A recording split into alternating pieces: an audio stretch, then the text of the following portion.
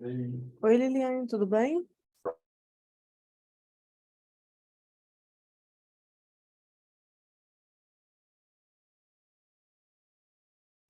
Consegue me escutar?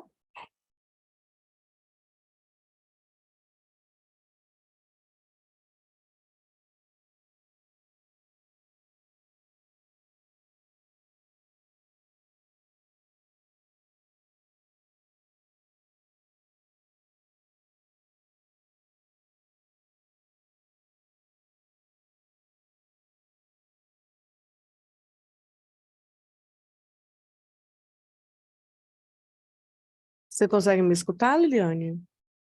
Não, sim. Agora sim, está me ouvindo? Sim, sim, estou te ouvindo. Show. Ah, não. Você tem alguma dúvida sobre o Zoom? Yes. Não, só para gravar, que é onde está o negocinho vermelho aqui. Só beber uma aguinha ali, agora eu volto.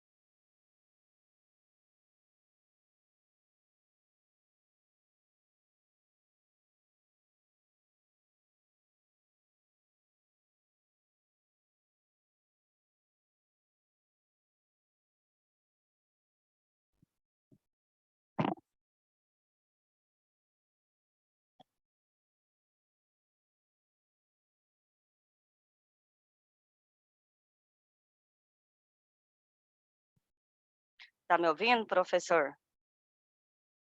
Vou começar a liberar o pessoal aqui. Ok.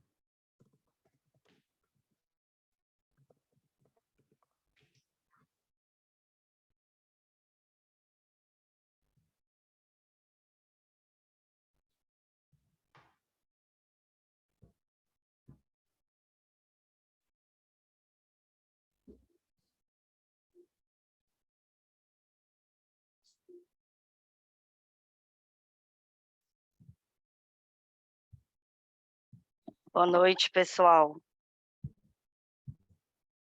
Boa noite, tá todo mundo me ouvindo?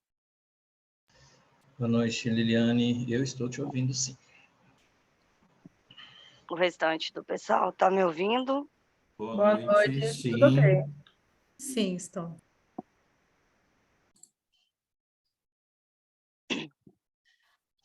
Pessoal, boa noite. Eu me chamo Liliane, eu sou especialista de carreiras do MBA de Licitações e Contratos do IPOG. E hoje a gente vai ter uma palestra, né, com o professor Ronaldo Correia, que já atua aí nessa área de licitação há mais de 15 anos, trabalha nos órgãos públicos, como a Polícia Federal, e ele vai administrar hoje esse treinamento conosco. essa palestra. Professor, seja bem-vindo, fique à vontade. Obrigado, Liliane. Boa noite, pessoal. É um prazer estar aqui com vocês. A convite do IPOG em mais um evento, mais uma ação, né, de capacitação, de compartilhamento de conhecimento nesta área de licitações, que é uma área que demanda bastante estudo, bastante preparação, né, para que a gente possa desempenhar as nossas atividades. E o IPOG tem feito aí algumas ações. Nós fizemos essa mesma palestra lá em São Luís, do Maranhão, na semana passada, né, na quinta-feira à noite, e teve bastante gente também, só que foi presencial, né, então a gente fez o presencial lá em São Luís e estamos fazendo online aqui para o resto do Brasil, né. Tem gente falando que está sem áudio, Liliane, será que são todos... Deixa eu ver, deixa eu Estou dar uma vendo a olhada. professora Nathalie aqui de Aracaju. Está me ouvindo aí, Nathalie?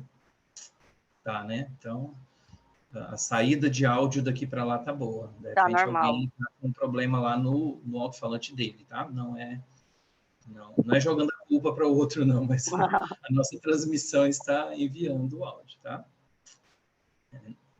Bom, estou vendo várias carinhas aqui conhecidas, a Renata ali de Rondônia, né? Nós temos vários alunos, ex-alunos, colegas, professores. Eu fico bastante honrado em vê-los aqui hoje. Nós tivemos mais de 600 inscritos nessa palestra e tomara que venha pelo menos a metade, né, Liliane, para que a gente possa ter um quórum bem Sim, qualificado.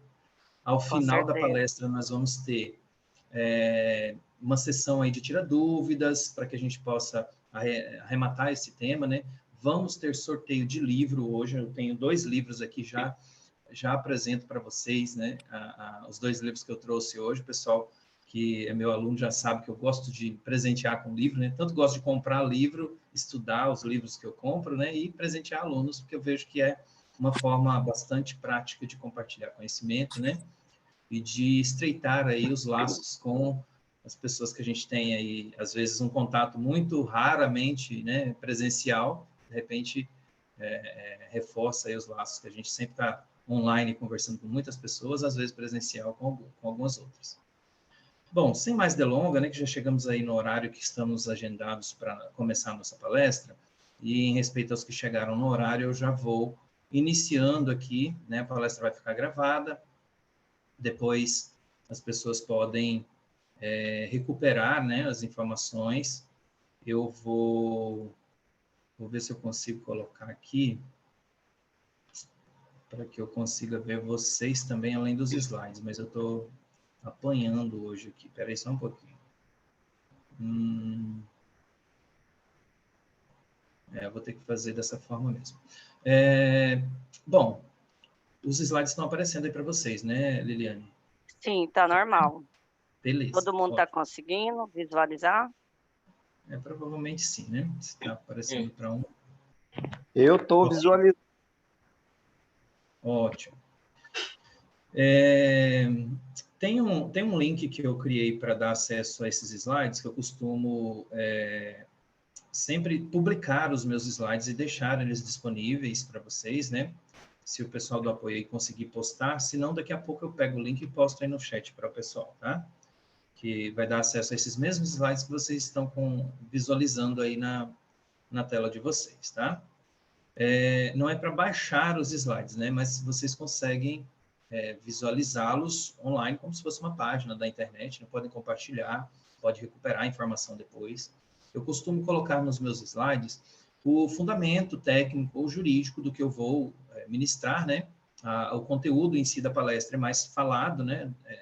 É expositiva mesmo, mas o fundamento do que a gente está falando sempre está no slide. Até por isso eu deixo o slide com vocês, porque às vezes a gente tem aí, durante uma aula, algumas ideias, alguns argumentos, algumas teses jurídicas que até fazem sentido, mas depois para ser utilizado na prática, para fazer um parecer jurídico, para fazer um parecer técnico, fazer uma resposta de um recurso, uma impugnação, ou mesmo fazer uma impugnação a uma licitação, você precisa da fundamentação jurídica, né? Aí a gente sempre coloca nos slides mais a fundamentação jurídica do que o conteúdo em si da palestra, mas é bom ter os slides aí com vocês para depois vocês utilizarem, caso precise.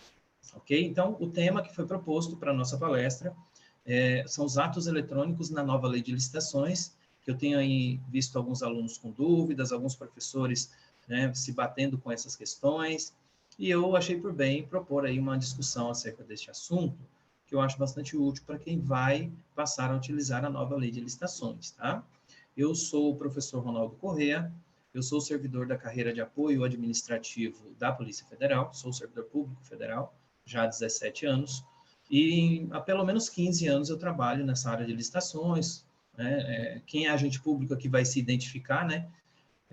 Quando começamos a atuar na área de licitações, você tem ali, normalmente começa como fiscal de contratos, né? Aí depois gestor de contratos, gestor da área de patrimônio, fazendo termos de referência, né? Participando de comissão de licitação, e assim fui trabalhando em várias funções técnicas e gerenciais na área de licitação. Já assumi a área do setor de administração e logística policial na Polícia Federal, aqui em Sergipe, onde eu moro hoje. Quando eu vim para cá em 2012, tempos depois eu precisei assumir a chefia do setor, né? Então, assim, já estive em funções gerenciais também. Lá na Controladoria Geral da União, CGU, eu estive como coordenador de licitações por um tempo, né, entre 2018 e 2019. Também no Ministério da Justiça, eu fiquei ali um tempo como chefe da divisão de licitações. Então, essas atuações têm trazido para mim uma experiência gerencial e técnica muito boa. E como a gente gosta do assunto, né, muitos de vocês devem trabalhar na área, achar difícil, mas não conseguem largar, né? Essa área de licitações, ela é viciante nos desafios que ela traz, né? Nas grandes dificuldades que tem para a gente fazer os processos de contratação, né? Como é o meu caso no IPOG, que eu sou professor do módulo de contratações diretas e procedimentos auxiliares, a gente discute muito sobre dispensa de licitação e inexigibilidade, tem muitas nuances, né? Sempre tem uma novidade, né? Eu costumo dizer que de tédio ninguém morre, né, na área de licitação. Então, sempre atuando nessa área, sempre me aprofundando mais, estudando mais, né? Sou professor de algumas escolas de governo, do IPOG e de outras pós-graduações, que não vem ao caso aqui. Mas, em relação ao IPOG, eu sou professor da pós-graduação do MBA em licitações, né? Que é um programa bem focado, né, no público, tanto privado quanto público, né? Nós temos aí 12 módulos que nós ofertamos ao longo do curso, né? Nós temos, por exemplo, o primeiro módulo com o professor Vinícius, o planejamento estratégico nas contratações públicas, o meu módulo, que é o segundo módulo do curso, contratações diretas e procedimentos auxiliares, e assim vários professores, professor Plínio, professor Rodrigo, professor Nader, o nosso coordenador, o professor Fernando Vale, né, ao qual também eu agradeço aí pelo apoio, meu amigo professor Bruno Dantas, professor Mariana Magalhães, professora Luísa Castro, Leonardo Mota, vários grandes professores, né, que eu estou vendo a colinha aqui, porque são tantos que eu não consigo me lembrar de cabeça, né, que estão aí nesse MBA, e eu sugiro que vocês conheçam. Ao final, aí, o pessoal do IPOG vai ter uma ação especial para vocês que não fizeram ainda o MBA e têm interesse em fazer o MBA em licitações e contratos. Espere até o final, não só pelo sorteio do livro, mas também porque o IPOG vai apresentar a vocês aí, de repente sai aí algum desconto, né? Já estou dando spoiler aí, né? Mas fiquem atentos aí, até o final da palestra nós temos novidades em relação ao nosso MBA. Esse é o link que eu falei, né? Se o pessoal do apoio puder postar aí, se não me avisem que eu tenho ele aqui, eu posto no chat. Ou se você estiver assistindo na tela do computador e apontar o celular também para esse QR Code, você vai acessar esse mesmo link aí, Slides, Palestra IPOG. Né? Fiz um encurtador para ficar mais fácil, e aí vocês podem anotar, salvar, fotografar, compartilhar esses slides que são a base da nossa palestra hoje, ok? Bom, começando na primeira parte, né, do assunto da nossa palestra hoje, apresentar a vocês o que tem ali no artigo 12 da Lei 14.133, que, a princípio, fala do processo licitatório. No entanto, a gente vai ver que, ao longo do texto da Lei 14.133, nós temos vários outros atos eletrônicos que se aplicam também à contratação direta. Então, quando eu estou falando desses atos eletrônicos, eu não estou falando necessariamente do processo licitatório, como está aí no artigo 12, né? Temos o artigo 17, que fala também sobre a prática de atos eletrônicos, né, que tem mais sentido na licitação, mas nós devemos nos lembrar que alguns órgãos, eles instituem procedimentos de contratação direta eletrônicos também, como é o caso, por exemplo, da dispensa eletrônica, que eu não sei se todos conhecem, mas o governo federal tem um procedimento, né, que é para fazer contratação direta pela Lei 14.133, e é um procedimento eletrônico. Tá? Poucos órgãos fazem isso, né, tem um sistema para isso. Hoje, muitos que aderem ao CIASG já têm esse módulo, começam a usar, né, mas não é tão comum você ver órgãos utilizando um procedimento eletrônico para fazer contratação direta, né? Então, alguns órgãos têm. Tem a cotação eletrônica, que a gente já tinha no governo federal desde 2001, né?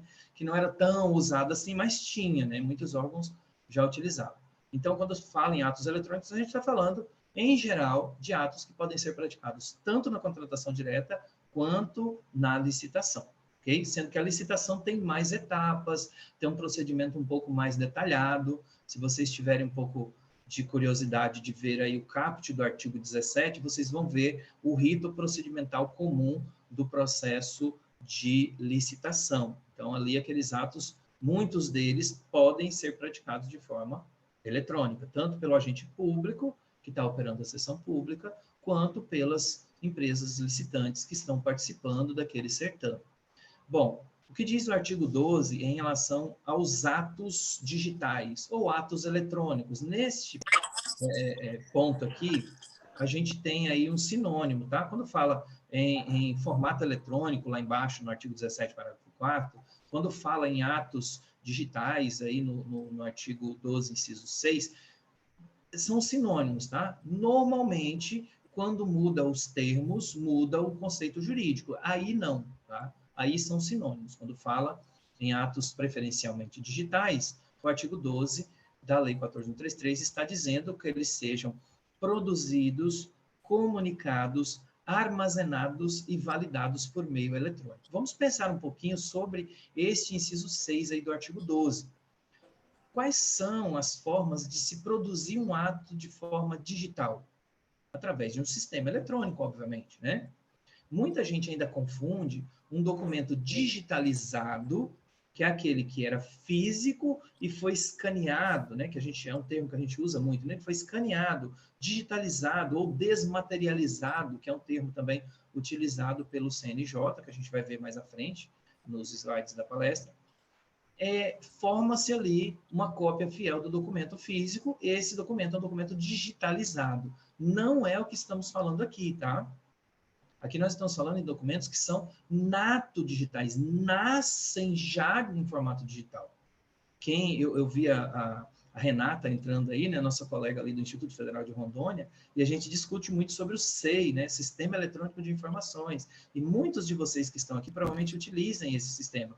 E ali nós temos uma produção dos documentos já em formato nato digital, já nasce digital. É isso que a Lei 14.133 preconiza para os atos digitais, que eles já sejam nato digitais, nascidos em formato digital. E não só isso, que eles sejam comunicados, tramitados, encaminhados também em formato digital. Acontece, às vezes, de ter sistemas em que você produz o documento, comunica ele, né? Ele é armazenado ali, obviamente, quando você cria aquele documento, ele vai para um armazenamento, né? É meio óbvio que você, produzindo o documento digital, ele vai ser armazenado em forma digital em algum lugar, né? Normalmente, esses sistemas, né, de gestão de documentos, eles são para produção e armazenagem dos documentos. Mas, além disso, possibilitar que ele seja tramitado, comunicado, enviado para outras partes, outros interessados, em formato preferencialmente digital. O que isso quer dizer?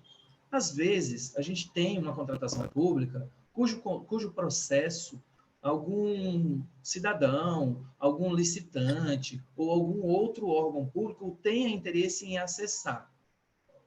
O processo administrativo de contratação não pode ser sigiloso, né? Tem muita gente que ainda tem dúvida em relação a isso, mas a legislação brasileira não permite impor qualquer tipo de sigilo a nenhuma informação ou documento do processo administrativo de contratação direta.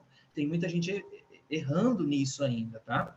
A lei de acesso à informação fala de documentos preparatórios, aí até a prática do ato você pode recusar o acesso, mas assim, publicou o aviso de licitação, não tem mais ato preparatório, não tem mais sigilo no processo. E aí, como que eu faço para dar acesso, para que as pessoas, né, tenham acesso a esses documentos? É preferível que seja digital.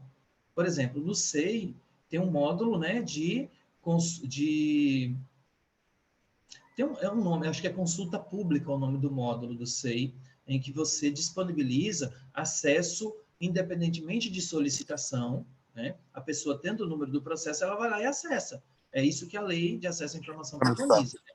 Que é a só não aumenta muito o que eu estou ouvindo aqui. A transparência ativa. Pessoal, evitem, por favor, evitem a abertura do microfone, né? Porque acaba interrompendo aqui o raciocínio, tá? Mas, voltando. A comunicação desses documentos, ou o acesso a esses documentos, também que seja preferencialmente digital. Nós temos, às vezes, barreiras, obviamente, tecnológicas, né, materiais, estruturais para se fazer isso. Eu não ignoro a realidade, porque, inclusive, moro, né, no Nordeste, e no Nordeste nós temos aí algumas cidades que ficam em locais que realmente é difícil você falar em atos preferencialmente digitais. Mas algum nível de digitalização sempre é possível. Nós temos no Brasil uma realidade de uso de serviços eletrônicos ou digitais muito intenso. Não é todo o país do mundo que você tem uma situação, por exemplo, de chegar num boteco, comprar qualquer coisa e pagar com um Pix, né? Que é um meio de pagamento eletrônico. Até mesmo os cartões que a gente tem dependem de meios eletrônicos para funcionar. E é bastante comum que a gente tenha, né, alguns atos eletrônicos na vida civil, né?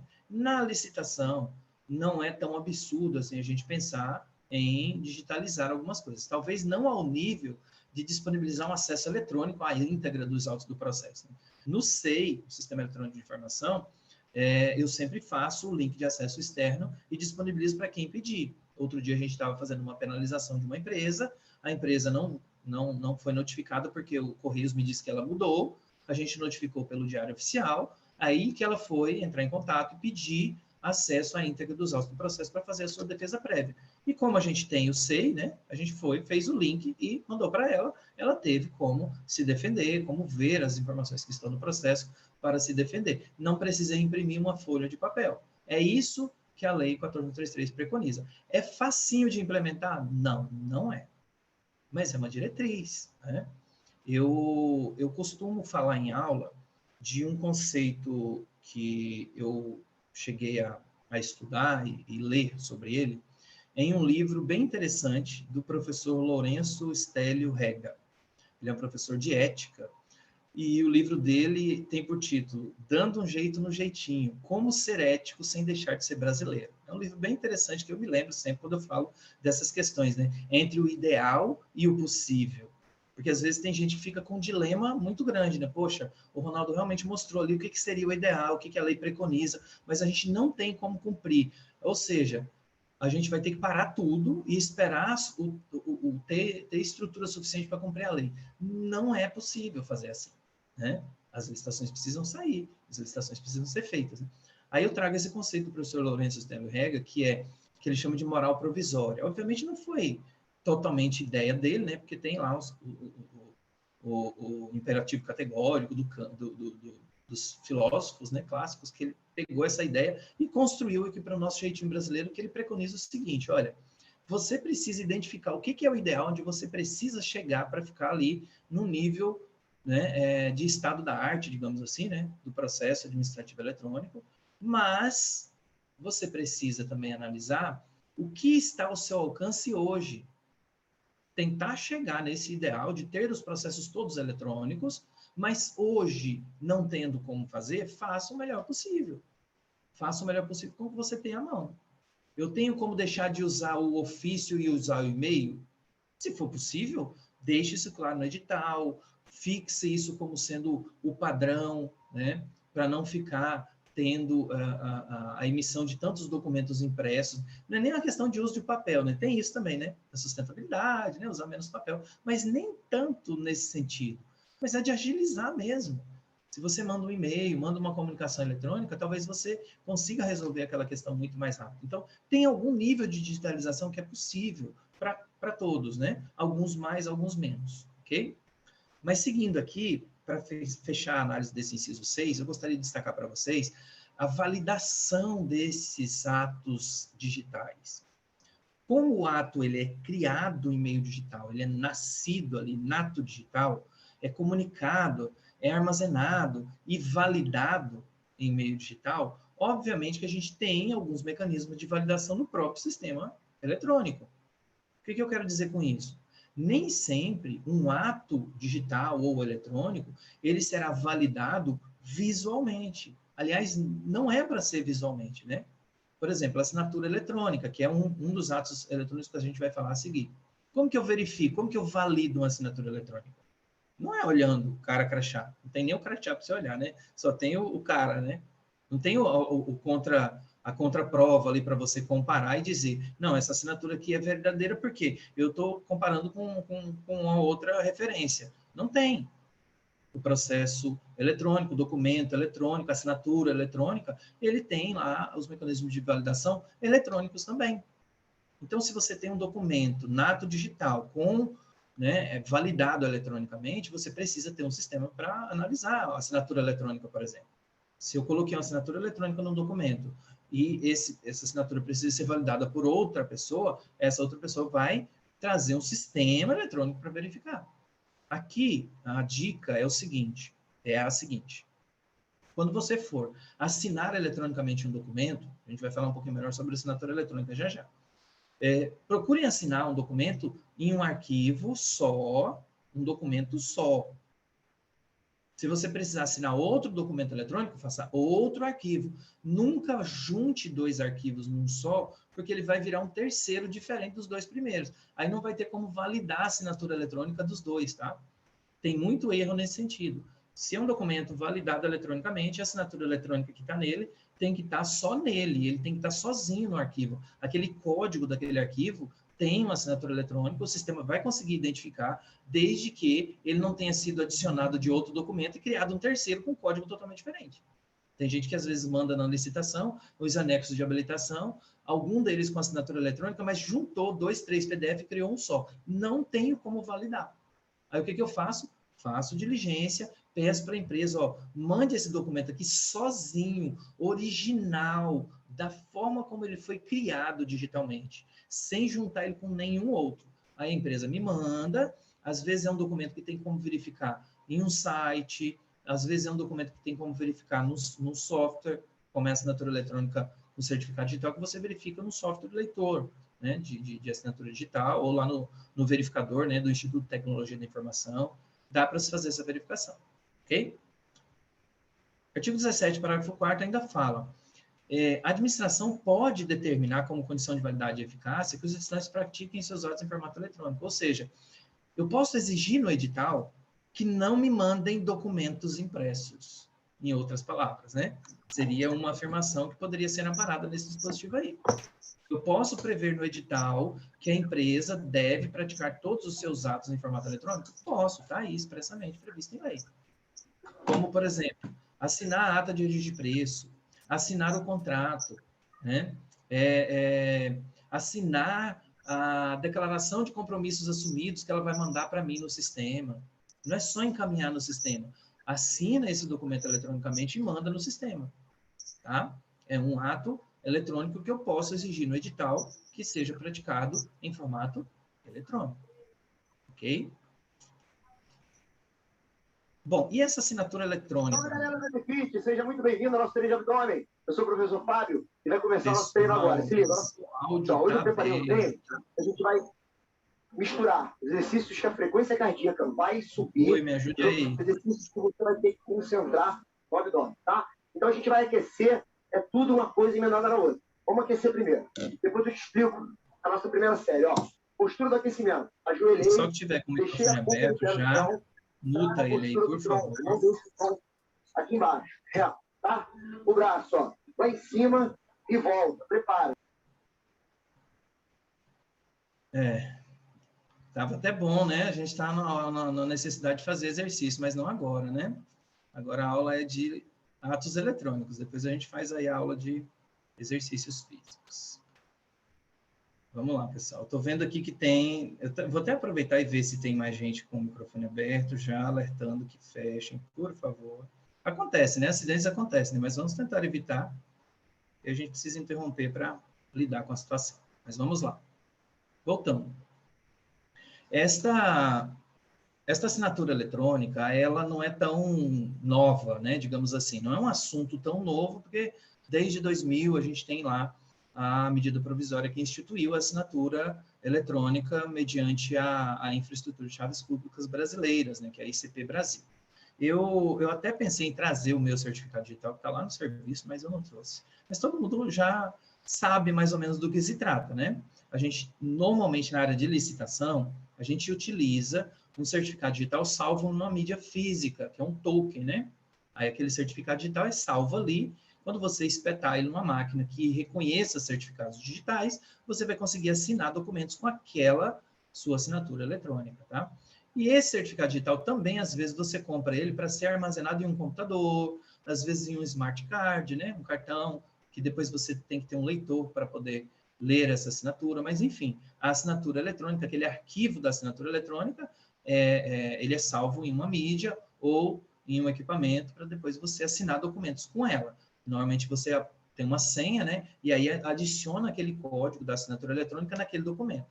Com isto, aquele documento passa a ter mais uma camada de informação, né? Que juridicamente significa a expressão de vontade daquela pessoa. Quando você assina um documento, você está, né, registrando ali, né, a sua manifestação de vontade em relação àquilo que está sendo assinado. Por exemplo, uma declaração que eu vou entrar com um processo judicial e pedir a justiça, né, a gratuidade, né, da justiça. Eu tenho uma declaração de hipossuficiência, eu declaro sob as penas da lei, né, que não tenho condições, né, de pagar as custas sem prejuízo do meu, né, das minhas despesas pessoais, então eu peço acesso à justiça gratuita. E ali você assina, manifestando, ali registrando a sua manifestação de vontade em relação àquele documento, e você se responsabiliza, obviamente, pelas informações que estão ali, né? Então, essa assinatura eletrônica com o certificado digital, ela não é novidade. Então, a Lei 14.133 fala sobre ela e, né, não chamou tanto atenção porque não chega a ser uma novidade. Agora, lá no artigo 91, parágrafo 3º, já começa a prever algo que a gente pode chamar de novidade, né? Apesar de que na prática já tinha órgãos que faziam assinatura eletrônica de contratos, mas lá no parágrafo 3º fala que é admitida, não é obrigatória.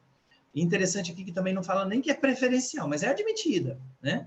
A assinatura em forma eletrônica na celebração de contratos e de termos aditivos, atendidas as exigências previstas em regulamento. Aí aqui a gente tem já uma, digamos assim, uma limitação no uso dessa opção, porque a lei, né, previu o regulamento e nós não temos ainda esse regulamento sobre a celebração de contratos e termos aditivos em forma eletrônica. Aí muita gente pode concluir que não dá para usar ainda, né?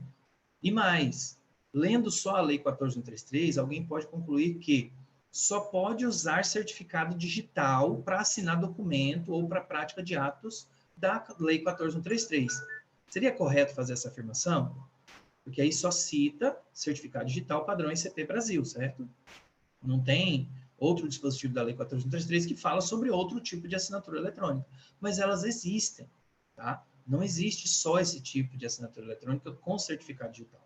Existem outros tipos de assinatura eletrônica também, que a gente já vai ver na Lei 14.063, que é uma lei recente, né, de 2 anos atrás, que muita gente ainda não entendeu, não está usando, não internalizou bem ainda os tipos de assinatura que essa lei 14.063 traz. Ela traz 3 tipos de assinatura, sendo que essa última é a mais avançada, é aquela que a gente acabou de falar aqui, ó, no artigo 12, parágrafo 2º, que é a assinatura com certificado digital. Essa daí é a assinatura eletrônica qualificada. Esse é o máximo nível de confiabilidade, né, e de manifestação da vontade, né, garantia de que aquela assinatura realmente foi feita por aquela pessoa. Então, esse é o nível máximo de assinatura eletrônica que a gente tem hoje no Brasil. Mas temos outros 2 níveis. O nível de assinatura eletrônica simples, por exemplo, ela não precisa nem de evidência, nem de demonstração visual no documento. Ela pode ser feita só no sistema, né? Depois tem que ter como verificar, obviamente, né? Porque a lei diz que tem que possibilitar preferencialmente que ele seja produzido, comunicado, armazenado e validado. Então, essa validação da assinatura eletrônica tem que ser possível, né? Não importa qual das 3. Agora, a assinatura eletrônica simples, normalmente a gente não vê ela. A gente só vê uma informação no documento de que foi assinado eletronicamente, e só. Não vê dados do assinante.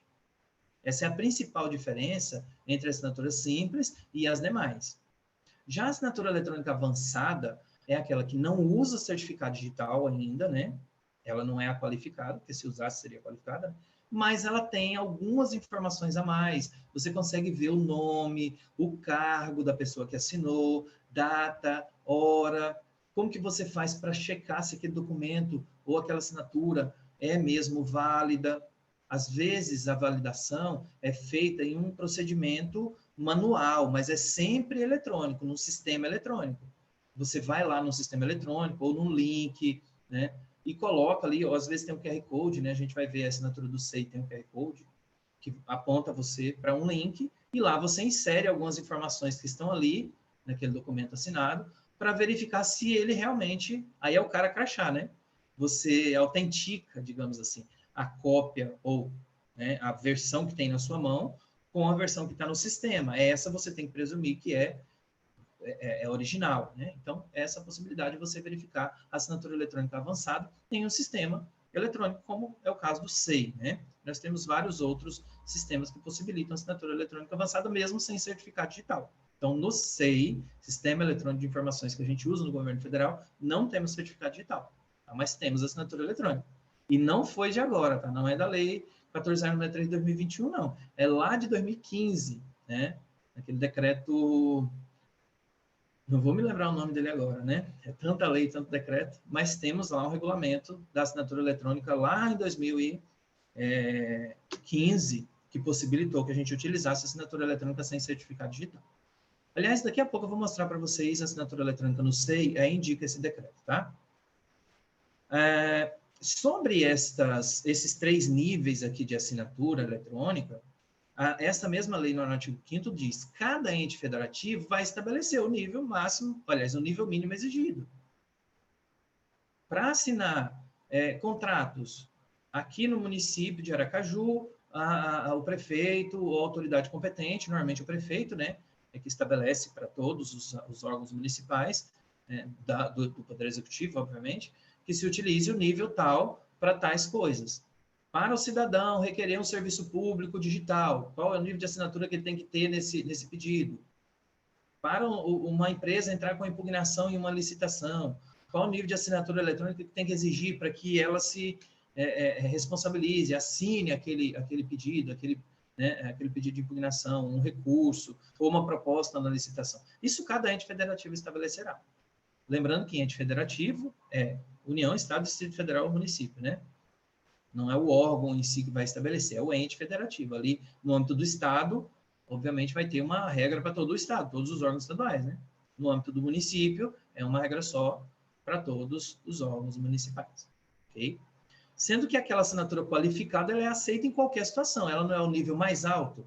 Se você exige assinatura simples e a pessoa usa a qualificada, tá atendendo mais do que o necessário. Então, a lei já, por óbvio, né, claro que se você fez uma assinatura mais, com requisito mais alto, você consegue atender o requisito mais baixo, mas pode ser que alguém entenda que não, tem que ser assinatura simples e não serve a qualificada, não serve a avançada. A lei diz que a qualificada serve em qualquer interação eletrônica, qualquer que seja, qualquer o nível que o ente federativo estabelecer. Se a pessoa usar a assinatura qualificada, está valendo, ok?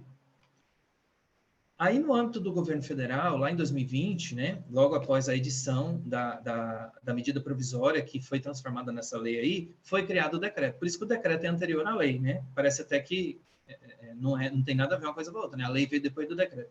Mas aqui, esse decreto foi editado quando foi feita a medida provisória que acabou se tornando aquela lei. Então, esse decreto federal estabelece os níveis para o governo federal, para a administração pública federal, certo? Então, para nós, a assinatura avançada é o suficiente para celebrar contratos. Então, lá na Polícia Federal, quando a empresa vai assinar contrato, quando vai assinar uma ata de registro de preço, a gente não exige dela uma assinatura qualificada, com certificado digital. Se ela, assim, o fizer, está valendo, porque aqui, no inciso 3 do parágrafo 1º, né, do artigo 5º da Lei 14.063, diz isso. Então, está tranquilo. Agora, se ela vem e traz uma assinatura avançada, seja através do SEI, né, que o Sistema Eletrônico de Informação tem lá o usuário externo que pode assinar, que é o que normalmente a gente utiliza, está valendo, tá? Porque nós temos um regulamento nosso que fixa dessa forma. Ah, e o meu município que não usa, Ronaldo? Se a gente for usar assinatura eletrônica em licitação, em contrato, precisa regulamentar esta Lei 14.063, para, então, implementar aqueles procedimentos previstos aqui, ó, na Lei 14.133, a Lei de Licitações. Então, ela não está isolada no mundo, né? A Lei 14.133, ela faz menção, ela se relaciona com outras legislações, no caso aqui, a legislação que fala sobre assinatura eletrônica. Aqui um exemplo de um documento, não é uma informação sigilosa, se vocês tiverem curiosidade de olhar depois, é a minha licença capacitação que eu tirei no ano passado, né?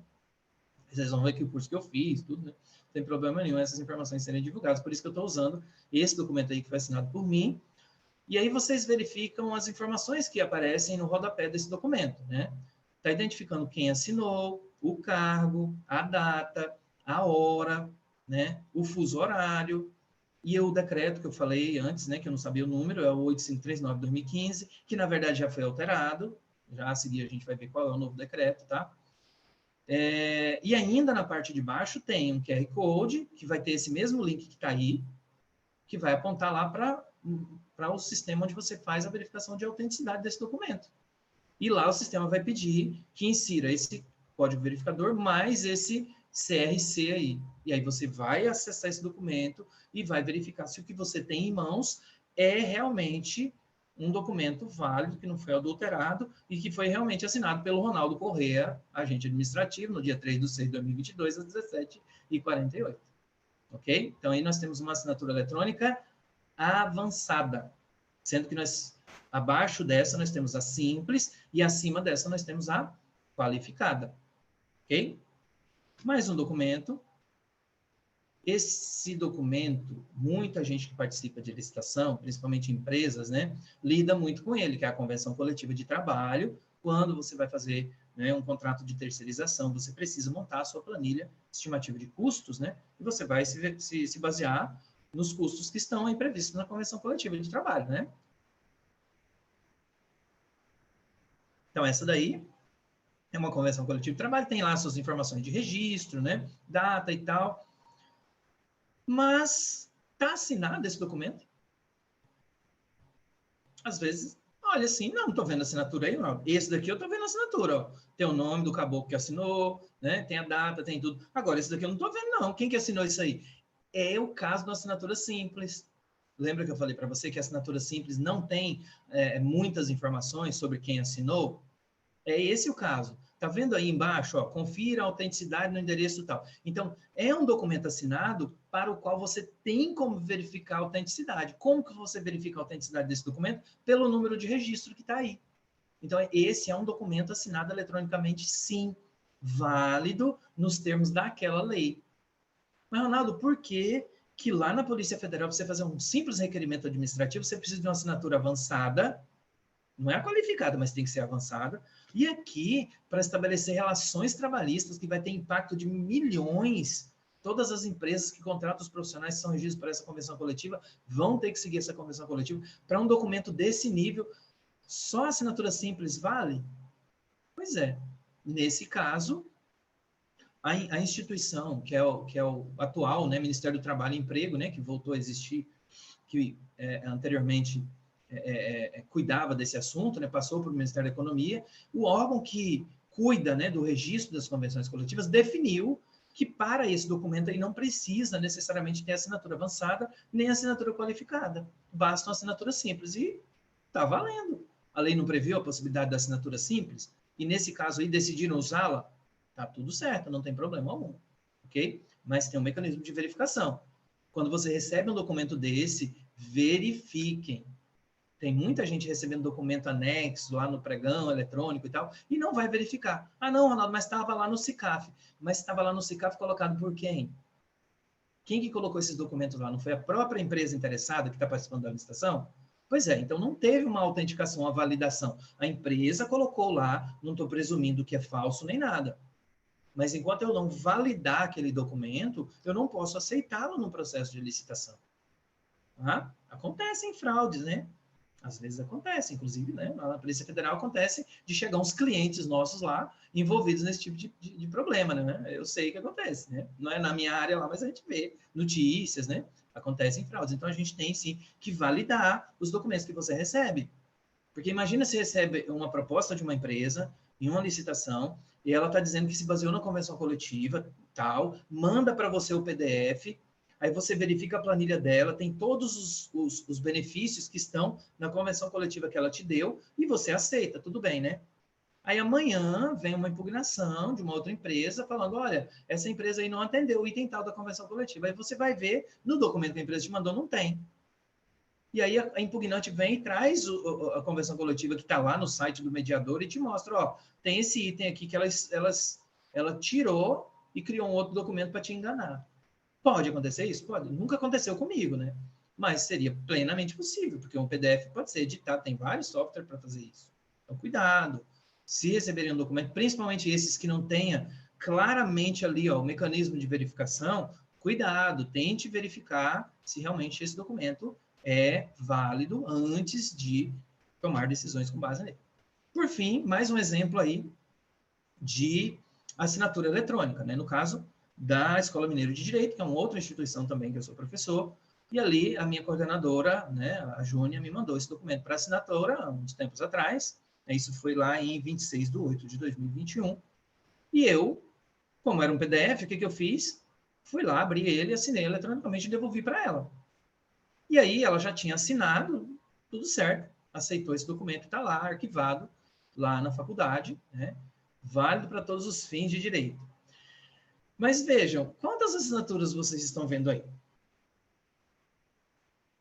Tem gente que vai falar duas, né? A maioria de vocês vai falar duas, né?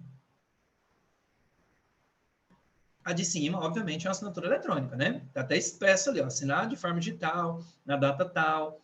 Como que verifica essa minha assinatura digital aí? Abrindo esse documento em um software que consiga ler esse código aí e validar a assinatura.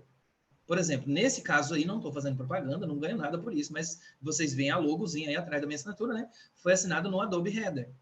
Se você abrir esse documento no Adobe Reader, sem fazer um merge dele com outro, né? Lembra que eu falei? O PDF tem que estar íntegro, só ele, sozinho, aquele mesmo código que foi assinado, tá? Aí o software vai, ó, tem uma assinatura eletrônica válida aqui, aí você vai ver qual é, ele vai identificar essa daí, perfeito, válido. E para essa de baixo, como que verifica? Não verifica, porque isso aí não é uma assinatura eletrônica. Isso é uma imagem, é uma foto, qualquer uma, se eu pusesse uma foto do cachorro aí, teria o mesmo valor jurídico. Por quê? Porque é uma imagem de uma rubrica, não é uma assinatura. E por incrível que pareça, esses dias tinha um processo meu lá no TJDFT, né? Estou olhando o horário aqui para não passar muito, né? E eu tive que fazer uma assinatura lá de uma procuração para o meu advogado, e eu fiz com um certificado digital e mandei, né? Depois, uns 2 dias, ele voltou e falou, cara, eu sei que é polêmico, cara, mas não tem como você imprimir, rubricar, escanear e mandar de volta, porque o pessoal da secretaria não aceitou o seu documento assinado eletronicamente. Eu quase caí da cadeira na hora, mas quando você vai passando do tempo assim, né? Eu com a minha barba branca, você já deve deduzir que eu passei um pouquinho dos 20, né? A gente vai aprendendo algumas coisas, né? Alguns macetes para viver melhor, né? Então, tem aquela situação em que você tem que decidir entre ter razão e ser feliz, né? Normalmente a segunda opção é a melhor. Então, tá, tudo bem. Vou imprimir, vou fazer a rubrica, vou escanear e vou mandar. Eu quero é ser feliz, não quero ter razão, não. Eu não vou brigar com o tribunal para o qual estou pedindo alguma coisa, né? Beleza, mas não deveria, né, gente? Não deveria. O tribunal recusar a assinatura eletrônica no mais alto nível possível e exigir uma rubrica que não tem valor jurídico algum, mas enfim, acontece, né? Acontece. Então, saibam ser felizes, ao invés de ficar sempre insistindo, né, em ter razão. Mas é bom a gente saber o que é certo, né? Porque a hora que você precisar se defender, você tem argumentos, né? Ó, eu fiz a assinatura nos termos da lei, isso aqui tem como ser defendido, né? Tem certas situações que você precisa, de fato, saber o que está fazendo. Até por isso eu estou colocando aí os fundamentos jurídicos do que eu estou explanando na palestra. Documentos digitalizados. Eu iniciei lá no comecinho falando sobre eles, né? Agora vamos dar uma olhada um pouco mais aprofundadamente nesse assunto, porque tem muita gente com dúvidas sobre isso, né? Digitalização é a conversão lá da fiel imagem do documento em código digital. Ele era físico, né? É um documento em suporte físico que foi desmaterializado e virou um código digital. Isso é digitalização, certo? Não é um documento nato digital, ele não foi criado, produzido já em formato digital. Ele era físico, foi impresso e depois ele foi digitalizado e virou um código digital, ok? E agora, Ronaldo, o que eu faço com esse documento que foi convertido em código digital? Primeiro, essa reprodução desse documento, ela é uma cópia, certo? Cópia, por definição, é uma conversão, né, da imagem de um documento cópia fiel, né, de um documento, mas que não é o próprio original. O original está lá impresso. Essa cópia digital é uma cópia, a princípio sem valor jurídico algum. Agora, para que ela tenha valor probatório de documento original, para todos os fins de direito, conforme está aí na Lei 12.682 de 2012, né, que fala sobre esse assunto, inclusive é outra lei, né? Eu já citei a lei da assinatura eletrônica, além da lei de licitações, né? Mais essa lei aí do documento digital ou digitalizado. Então, tem outra legislação também aplicável ao assunto. Não se esqueçam, né, que nós temos todo um regime jurídico aplicado aos atos eletrônicos, principalmente a assinatura eletrônica. Precisa ser realizado de acordo com o disposto nessa lei e na legislação específica. Então, não é só escanear o documento e juntar no processo e está tudo certo. Tem algum procedimento para que ele possa ter valor probatório. Qual é o procedimento? É a autenticação. E como que faz a autenticação? Quando o governo federal foi regulamentar essa lei que está aí, que acabou de ser mostrada, né, 12.682, foi previsto o seguinte: se esse documento for destinado a se equiparar ao documento físico para todos os fins legais, ele deve ser assinado digitalmente com certificado digital. Então, Ronaldo, se eu escanear o documento e assinar com certificado digital, ele tem equiparação com o documento jurídico, o documento físico para todos os fins legais? Tem, desde que o original esteja assinado pelo mesmo que assinou o eletrônico. Se eu assinei o original lá, impresso, e eu escaneei e adicionei a minha assinatura digital, com certificado digital, né? A qualificada, a máxima, né? Se os dois documentos têm o mesmo signatário, perfeito. Ué, não precisa ir no cartório, Ronaldo? Será que precisa? Nós não costumamos exigir que o cartório autentique, tá? E aí tem outra questão também em relação ao cartório autenticar, que é o e-notariado, ou notariado eletrônico, né, criado por força desse provimento do Conselho Nacional de Justiça, né, carinhosamente chamado de CNJ, né, carinhosamente é por minha conta, em que se criou a sistemática, o procedimento de desmaterialização que eu venho falando desde o início, né, que é você transformar um documento físico em digital, desmaterializar, ele não é mais material, né, ele é eletrônico. Então, a digitalização ou desmaterialização feita com base nessas regras aí tem validade jurídica. Lembra que a lei falou que se você fizer conforme o disposto nessa lei e na legislação específica, tem validade? Aqui é a legislação específica, ó, provimento CNJ número 100 de 2020. Detalhe, tem que haver a conferência com o documento original ou eletrônico. No caso original ou eletrônico, ele está querendo dizer o documento físico ou nato digital eletrônico. Se você tem um nato digital eletrônico e produz uma cópia dele, né, é possível autenticá-lo, apesar que não faz nem tanto sentido, né? Porque o documento nato digital, você pode mandar ele para quem você quiser, não precisa de cópia, né? Então, assim, esse ou eletrônico aí não faz tanto sentido, tá? Tem gente interpretando que esse ou eletrônico é isso aqui, ó. Aliás, é isso aqui, ó, do parágrafo único. Ó. Conversão da fiel imagem do documento para código digital. Então, esse aí seria a conferência com o digitalizado. Eu não concordo. Tá? É uma tese jurídica até possível, mas assim, não vejo como você fazer a autenticação de um documento eletrônico ou de uma cópia eletrônica de um documento que existia fisicamente, sem ver o documento físico, sem ver o original. Né? É o que o provimento do CNJ exige. A autenticação de uma cópia digitalizada é possível? Sim, desde que seja à vista do original, após a conferência do documento físico. Tá? Aí o notário pode expedir cópias autenticadas em papel ou em meio digital, mas após a conferência do documento físico. Eu não vou, né? Normalmente eu lanço umas polêmicas para movimentar a aula, né? Que o pessoal chama maldosamente de treta, né? Eu chamo de dinâmica na aula, né? Eu não vou lançar treta em relação a isso daqui, mas tem lá uma polêmica em torno de alguns cartórios que não estão seguindo exatamente isso aí, né? Mas não é no Brasil, não, é lá na Suíça, tá? Aqui a gente não tem esses problemas. Lá na Suíça o pessoal anda fazendo autenticação de cópia que veio lá do outro lado do país, sem nunca ele ter visto o documento físico. Mas, enfim, cada um sabe de si, né? Cada um sabe o alcance, né, da sua perna, né, sabe o passo que ele pode dar. Então, temos até cartórios sendo suspensos aí o funcionamento por causa disso, tá? Tomem cuidado com essa questão aí. É bem polêmica, bem polêmica. Então, esses atos notariais eletrônicos aí constituem instrumentos públicos para todos os efeitos legais e produzem efeitos jurídicos perante a administração pública, inclusive para a licitação. Tranquilo? Desde que atenda aos demais requisitos do próprio provimento do CNJ número 100. Não leia isso aí de forma isolada. Pega só o artigo 29 e fala, não, tá aqui, ó.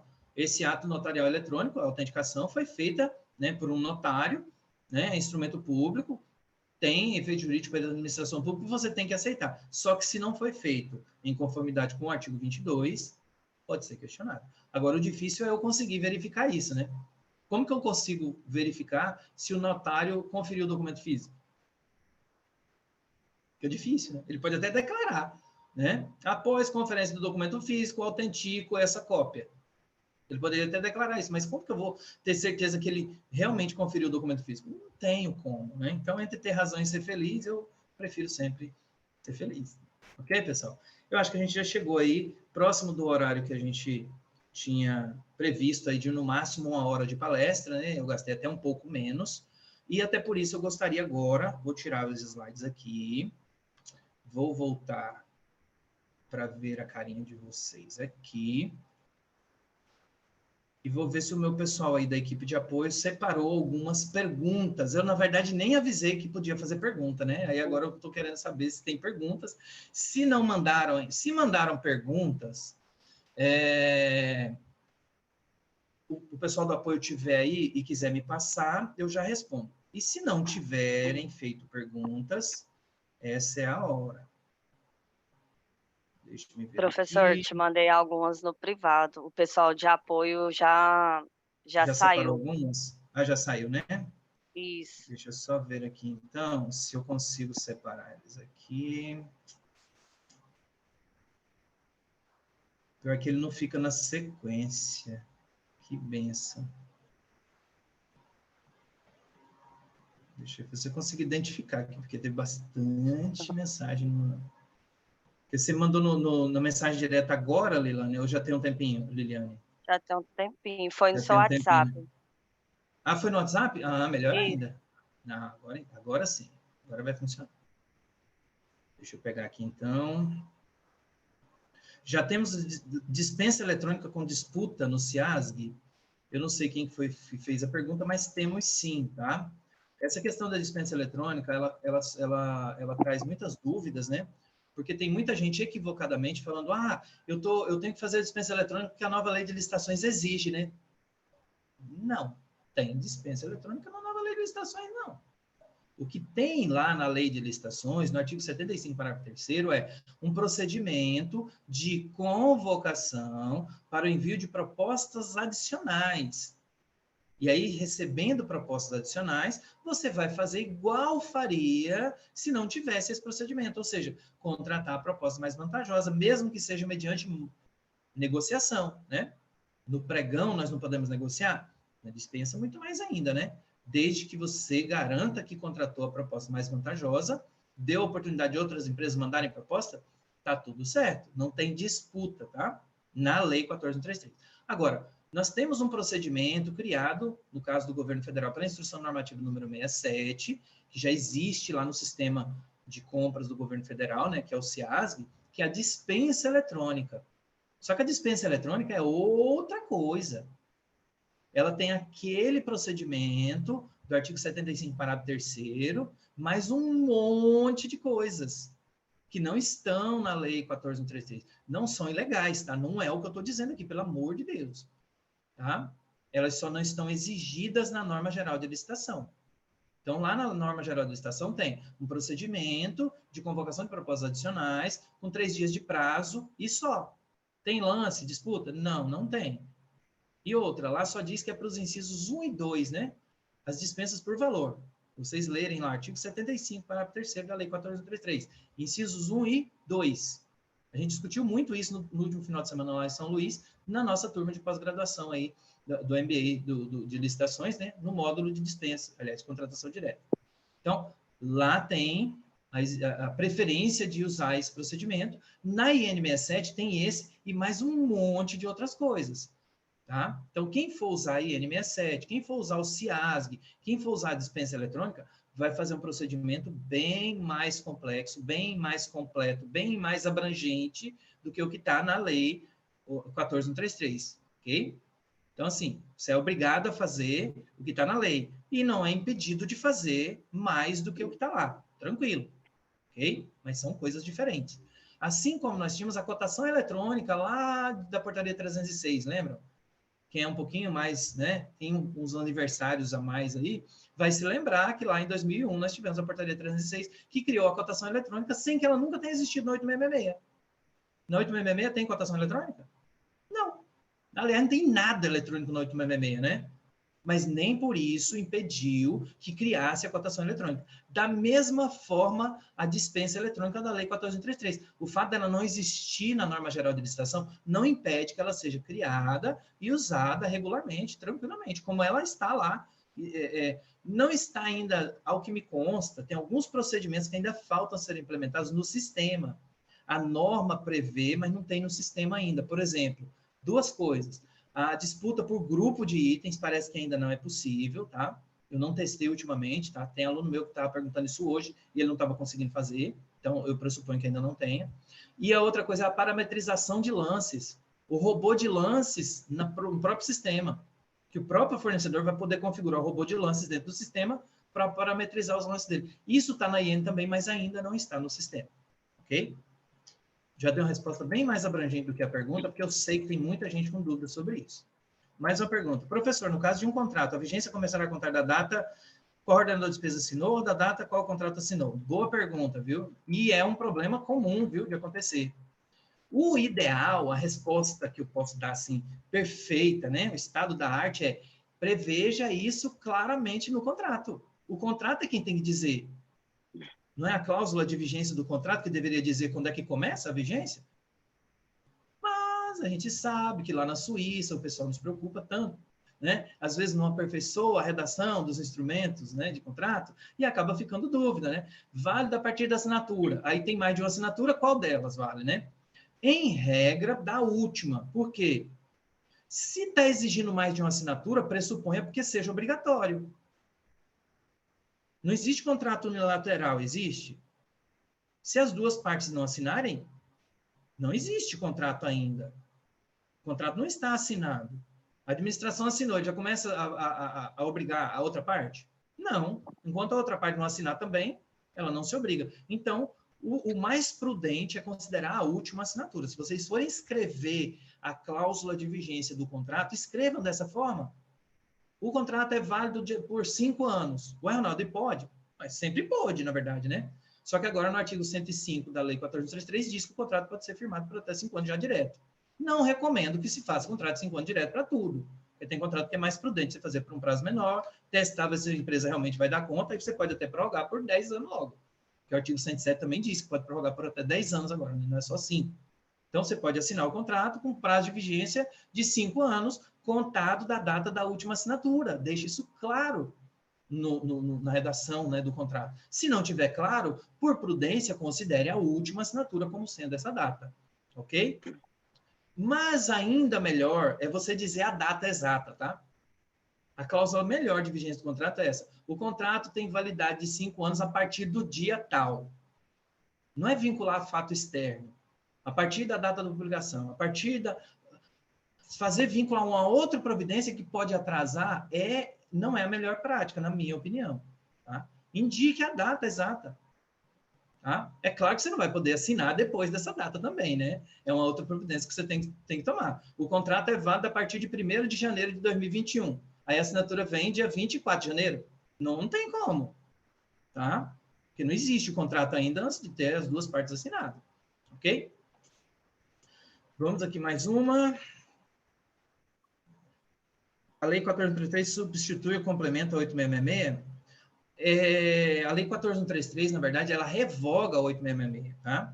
E lá no artigo 191 da Lei 14.133 diz o seguinte: ou você usa uma, ou você usa outra. Enquanto a Lei 14.133 não revoga definitivamente, que ela deu um prazo de 2 anos para que as leis antigas fossem revogadas. Enquanto isso, a lei nova está vigente também. Então, nós temos 2 regimes jurídicos vigentes até o último dia do mês de março, dia 1º de abril, dia da mentira, né? Péssimo dia para começar a nova lei de licitações, mas enfim.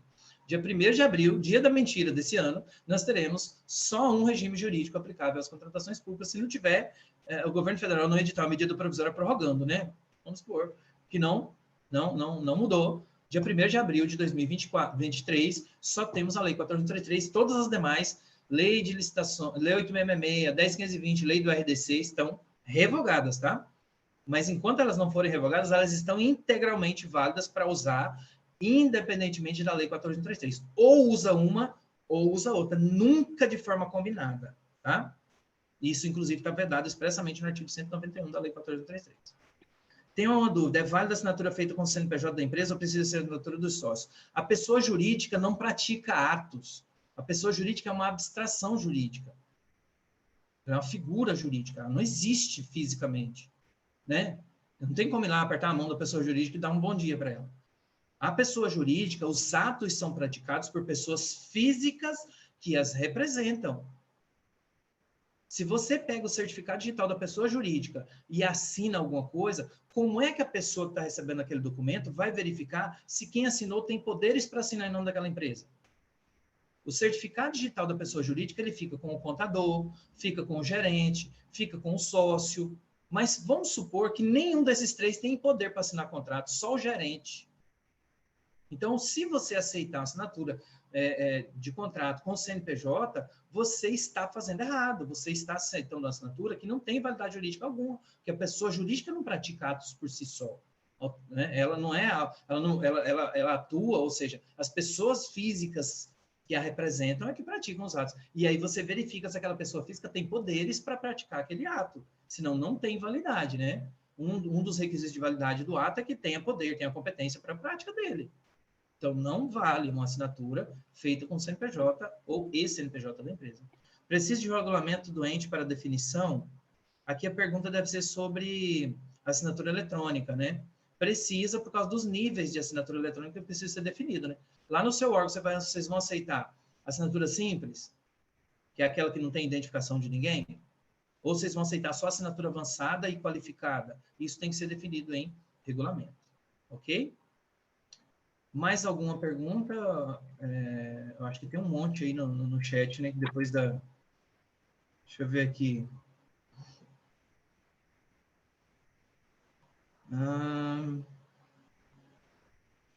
Vamos ver se eu acho mais alguma que ficou sem responder. Várias assinaturas do nada. Luiz Paulo falando que o artigo 54, apesar de priorizar as licitações da forma eletrônica de forma analógica, exige a publicação dos extratos de licitação em jornal. Pois é, né, Luiz Paulo? Isso foi um retrocesso, né? Sinceramente, respeito opiniões contrárias, obviamente, tá? mas, na minha opinião, foi um retrocesso. A 1433 preconiza o uso de atos eletrônicos e tal, e aí esse dispositivo exigia publicação em jornal, cara. Sinceramente, eu leio todo dia, eu gosto de ler. Inclusive, os livros que eu quero presentear para vocês é porque eu gosto de livro. Aqui, perto de mim, aqui no chão mesmo, tem uma pilha de livros que eu não consegui organizar na prateleira ainda. Eu vivo comprando livro, vivo lendo livros novos, né? Eu tenho aqui em mãos, ó, um dos 2 livros que eu vou sortear hoje, né? Eu já vou aproveitar que eu estou falando em livros, né? Análise Econômica das Licitações, dos meus amigos, né? Professor Bradson Camelo, Marcos Nóbrega e Rony Charles. Né? Todos eles com base na nova lei de licitações, obviamente, né? E esse aqui, que é a nova lei de licitações sistematizada, do professor Mário Saad. É um quadro comparativo, né, entre a lei 14.133 e as leis que vão ser revogadas, onde está cada coisa, o que estava na lei 14.133, o que estava na lei 8.666, onde é que foi parar na lei 14.133, se não tem mais, o que tem na lei 14.133, onde é que estava na 10.520, e alguns comentários sobre essa questão, tá? Então, são 2 livros muito bons, diferentes, obviamente, né? Que eu vou fazer o sorteio daqui a pouco, né? E aí, eu vou sortear 2 pessoas, tá? Eu ia sortear um só, normalmente eu sorteio um e peço para ele escolher o livro, mas como a gente não vai ter essa devolutiva, a gente vai pegar a lista, né, de inscritos, que são mais de 600 nomes, e aí eu vou chutar aqui um número, ou pedir para alguém, até para ficar mais isonômico, né, pedir para alguém chutar um número aí, porque a lista não é pela ordem alfabética, tá? É pela ordem de inscrição, ok? Então, assim, chutar um número para que a gente possa definir quem será o ganhador, né? 2 números, aí a gente pega esses dados e manda o livro para a pessoa, tá? Daqui a pouquinho eu faço esse sorteio, eu só vou ver se tem mais alguma coisa para responder, eu acho que não, né? Todos os que foram inscritos estão no sorteio, tá? A gente não tem como fazer sorteios com os nomes que estão aqui, não tem como extrair essa informação. Então, a gente vai usar a lista de inscrições lá, ok? Então, eu acho que é isso, né, pessoal? A Daiane está com a mão levantada. Daiane, você quer fazer uso da palavra, fazer alguma pergunta? Daiana? Oi, boa noite. Eu queria os dados desse último livro, que se eu não ganhar ele, eu quero comprar. Nova Lei de Licitações, professor Mário Saad. Na editora Fórum, ele.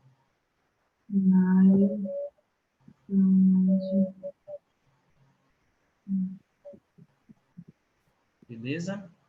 Editora? Editora Fórum. Tá bem, muito obrigada. Por nada. Diga aí, Rui Carlos. Coloca do outro também, professor, por gentileza. Oi, professor Ronaldo, boa noite. Boa noite, Rui, diga aí. Parabéns aí pela palestra, viu? Muito boa. É só uma dúvida. Eu trabalho aqui na Getúlio, aí o que acontece? A gente cria lá a solicitação financeira, quando a gente vai colocar ela no processo, essa solicitação financeira, ela nasce nato digital. Ela vem de um sistema que chama CISOL. E aí lá já tem um sistema de assinatura eletrônica para o secretário assinar, ele, que é o ordenador de despesa. Ele assina, e aí geralmente quando ele assina, vai para um outro departamento e colhe-se novamente outra assinatura em cima daquele nato digital, ou seja, ele pega um arquivo nato digital, escaneia e assina com assinatura.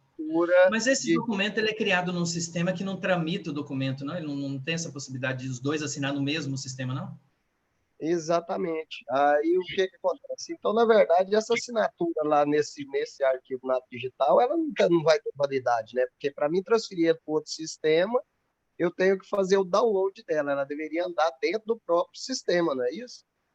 Olha, não sei como que a gente faz. A gente faz bloco de assinatura.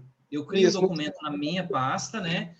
Põe ali a assinatura minha, põe ele no bloco de assinatura para o outro assinar, e as 2 assinaturas saem no mesmo documento. O correto seria isso. Agora, se o documento está sendo exportado para outro meio, ele virou uma cópia. A partir desse momento, se ele era nato digital e foi impresso, você acabou de gerar uma cópia do documento nato digital.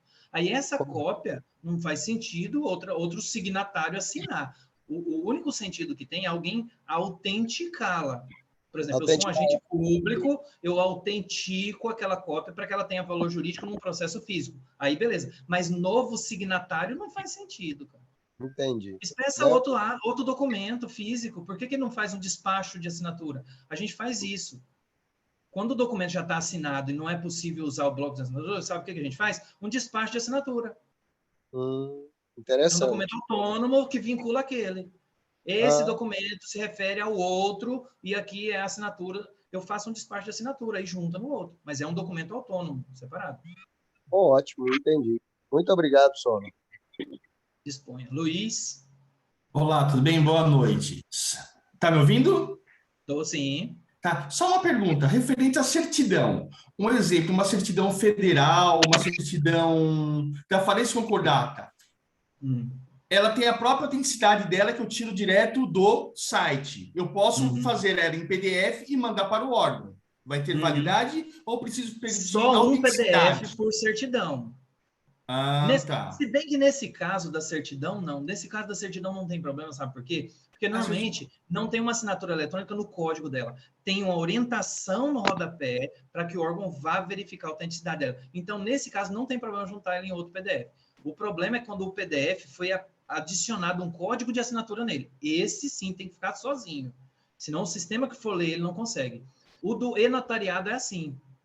Se você receber uma cópia eletrônica de um documento autenticado pelo e-notariado, que a gente viu lá do provimento número 100 do CNJ, eles têm que estar num PDF sozinho para você ir lá no site verificar se aquela assinatura do notário está válida. E ele valida. Agora, se tiver 2 PDF no só, aí mudou o código, é outro arquivo, ele não valida. No caso da certidão, não precisa. Você verifica aquele procedimento lá e autentica ela. Um outro exemplo, vai ser válido o exemplo, o CNPJ que eu tiro da Receita. Eu preciso fazer a autenticidade dele ou ele vale, eu posso mandar direto para o órgão, em PDF? Você pode mandar direto para o órgão. Posso mandar direto, né? Nato digital, ele é válido, ele é original. Original. O que nasceu digital, ele é sempre original. Não, tá, entendi. Obrigado. Não é uma cópia. Tá. É original. Se você imprimiu ele virou uma cópia. Tá. Aproveitando essa fala do Luiz, tem uma questão que muita gente esquece, que é a lei da simplificação. É uma lei, tá válida, né? O país todo, mas no Brasil é aquele país que tem lei que pega, tem lei que não pega, né? Essa é uma lei que não pegou. A lei da simplificação diz o seguinte: quando o órgão já tiver acesso àquelas informações, ele não pode exigir do cidadão. Não é que ele pode dispensar, é que ele não pode exigir. É proibido exigir de um cidadão uma informação que eu já posso ir no site baixar. O que eu quero dizer com isso? Na minha licitação, na Polícia Federal, desde quando me entendo por gente, as certidões que estão online, eu não peço para o licitante. Eu vou lá no site e baixo. Ronaldo, mas você está dando muita folga para esses seus licitantes, você está trabalhando para eles. Gente, pensa comigo. Se você receber esse documento do licitante e tiver que validar, o que você vai fazer? Você não vai lá no bendito do site olhar? Por que você já não vai lá direto e pega essa certidão? Não é o mesmíssimo trabalho. Eu não aceito nenhum documento sem eu ir lá verificar, tá? Imagine vocês o pregoeiro da Polícia Federal sair no jornal amanhã que está recebendo certidão falsa. O meu chefe me arranca os cabelos lá. Estou comprometendo a imagem da minha instituição. Se a Polícia Federal não conseguir verificar isso, ninguém verifica. Então, assim, por essa questão também, tá? Essa questão de risco de imagem que eles cuidam muito. Né? Se eu me envolver em escândalo que envolve o nome da Polícia Federal, por exemplo, se eu tiver dívidas que me levem a sair no jornal e aparecer o nome da Polícia Federal, eu respondo lá na Corregedoria.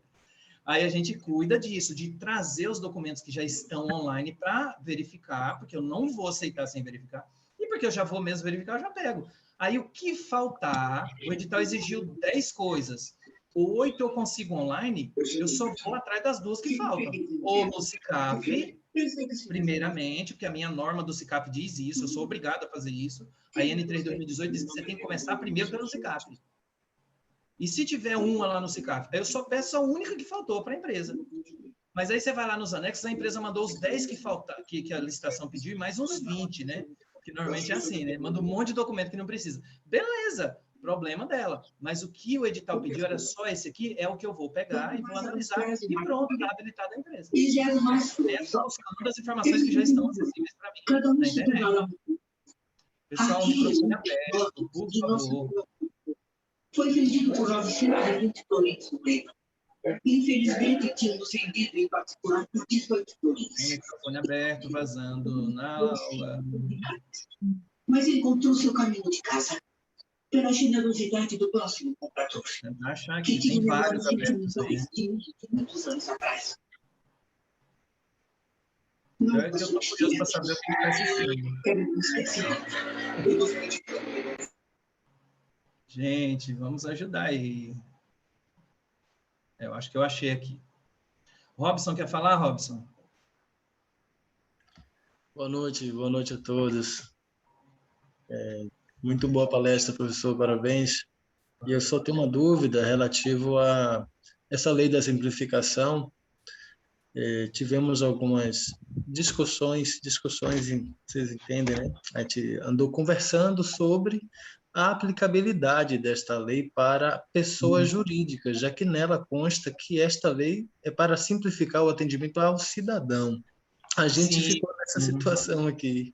Você poderia comentar? Assim, a nossa, eu digo, assim, eu não cheguei a aprofundar a tese jurídica toda, mas assim, a minha afirmação no sentido de que seria aplicável à licitação se baseia principalmente no princípio legal da finalidade, que está lá no artigo 2º da Lei 9784, que diz que toda regra administrativa deve ser interpretada de forma a garantir o fim a que ela se destina.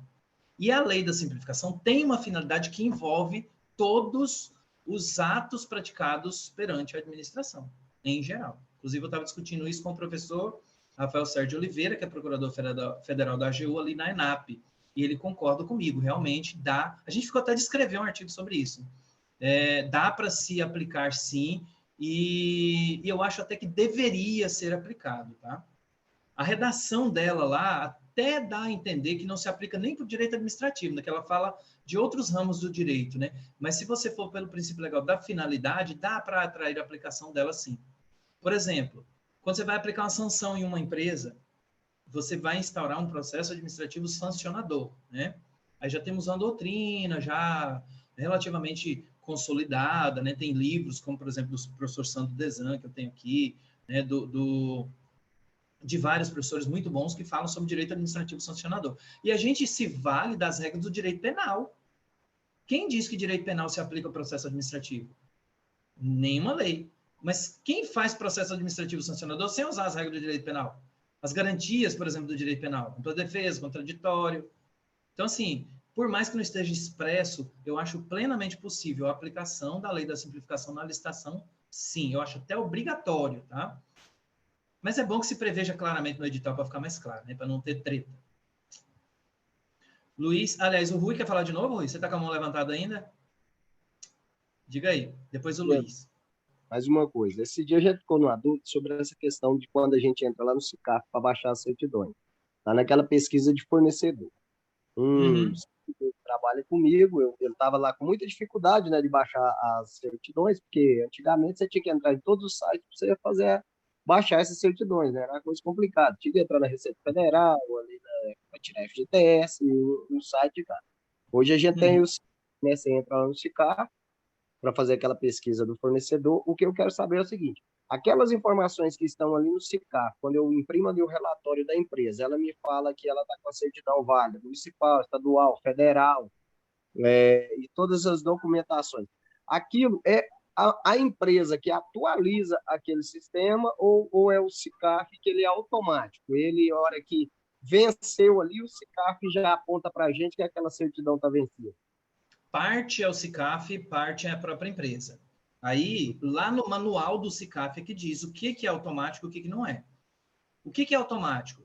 CNDT, trabalhista, FGTS, regularidade fiscal federal e a habilitação jurídica, que são os dados do CNPJ. O resto tudo é a empresa que insere, você tem que verificar. Então, regularidade com municipal, baixa a certidão, vai lá e verifica se ela está válida. O SICAF não define data de validade de regularidade estadual e municipal, balanço, qualificação econômico-financeira, nada dali para baixo é o SICAF que define. Aquilo ali é meramente informativo, a empresa declarou, e aí você tem que verificar cada uma dessas declarações, tá? Da regularidade fiscal federal para baixo, nada o SICAF verificou. Compreendi. A empresa que parou. Muito obrigado novamente. Luiz, diga aí, Luiz. Boa noite, professor. Boa noite a todos. Aí Depois do eu Luiz, quero mais dizer que uma e a gente encerra, porque já está passando o nosso horário, né? O meu pessoal do apoio aqui tem que dormir também. minha dúvida, professor, é referente à autenticidade dos documentos. Tem a ver com aquele sistema UITI, que faz a validação dos documentos. Ele é válido para fazer uma consulta, validação de um documento assinado digitalmente? O verificador do ITI, ele é específico para você validar assinatura eletrônica com certificado digital padrão ICP Brasil, que é uma das 3 da lei, né? A lei prevê assinatura simples, avançada e qualificada. O verificador do ITI só verifica a última, só a qualificada, tá? Mas Só ele valida assim. Inclusive, se você quiser juntar no processo aquela telinha, ótimo. Eu ou junto não, sempre. ou você declara que verifiquei e pronto. Na hora de fazer um despacho final para aprovação, você pode dizer que verificou, tem fé pública, né, o agente público, mas se você quiser juntar aquela telinha também, vale. Tá? Eu sempre junto essa telinha nos documentos ali para poder comprovar a veracidade. E, geralmente a gente recebe muito no processo, até eu estava utilizando nos nossos processos aqui a lei federal, mas até vou conversar com o meu jurídico para a gente implementar a lei, regulamentar a lei dentro do nosso município para fazer a aceitação da assinatura digital.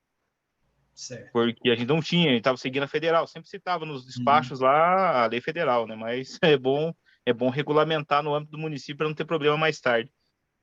Ok. Mas seria... Pois não, pode concluir. Seria isso mesmo, mais aí, professor, agradecer também aí, eu acabei pegando a aula quase meio pela metade, acabou a luz aqui, assim que voltou eu consegui conectar. Excelente essa aula, hein? palestra vai ficar disponível gravada, aí vocês vão receber beleza, o certificado, informações. Inclusive, tem uma ação aí que o pessoal do comercial vai fazer com vocês, dando alguma vantagem para vocês se inscreverem no nosso MBA, tá? Participar aí mais ativamente com a gente dessas aulas. Todo final de semana, todo mês, né, nós temos um módulo sendo executado, são 12 módulos, o MBA, assim, tudo desse nível para melhor, né? E eu, assim, tem um professor Plínio lá, por exemplo, que eu tenho medo de dar aula depois dele. Porque o nível de avaliação do Plínio eleva o sarrafo lá em cima, que o professor que dá aula depois dele está enrolado. Então, o nível dos professores é altíssimo. Eu procuro dar aula primeiro, que eu não chego no nível de alguns, né?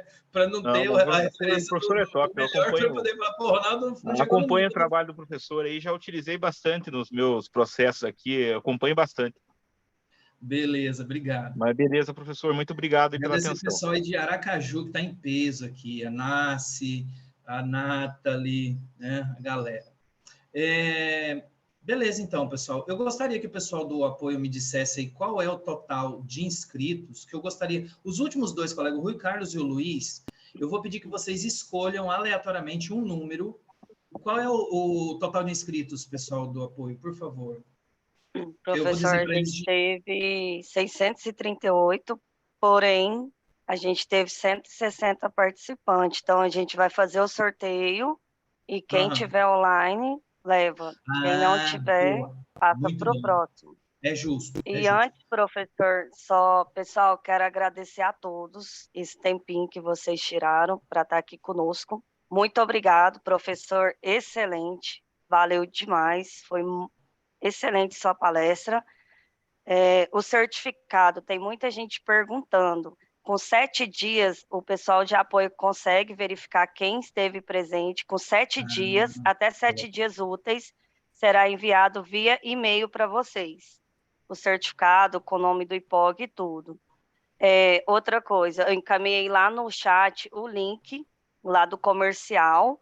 E para quem participou dessa palestra, vai ter um desconto especial, que é o desconto que é dado para os conselhos, tipo OAB, CREA, CRC. Então, todos que esteve nessa palestra e queira fazer essa especialização, vai ter esse desconto especial.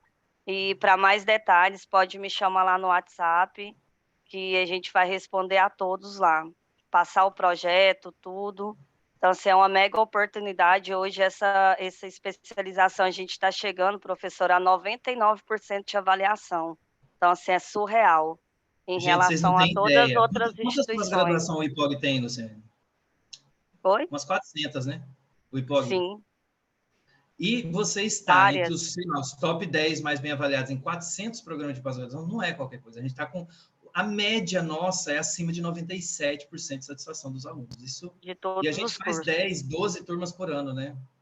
Isso, igual, inclusive, a gente abre uma turma mês retrasado, lotou, e a gente está com a turma aberta, que inicia agora dia 3/3, só que as vagas são limitadas, porém já está quase esgotada também. O ano passado a gente abriu 8 turmas em um ano, só de licitações e contratos. Então, assim, é Bacana. surreal, excelente. Aí, é 600 e quantos inscritos?